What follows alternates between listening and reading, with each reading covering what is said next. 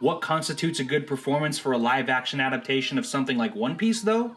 Well, the first thing you have to consider is that if the actors were to just do an impression of their anime counterparts, it wouldn't translate very well because, since it's animation, the characters are allowed to be more, well, animated, which they definitely are. This was one of my main concerns going into the show. The behaviors and mannerisms of the characters in the world of One Piece are, more often than not, anything but subtle. Which is why I was so relieved that for the live action version, the actors modified the personality traits of the characters they're playing as opposed to just trying to copy what the anime does. This works in the show's favor because it allows their performances to be faithful to who their characters really are, whilst also being in line with the structure of this version of the series.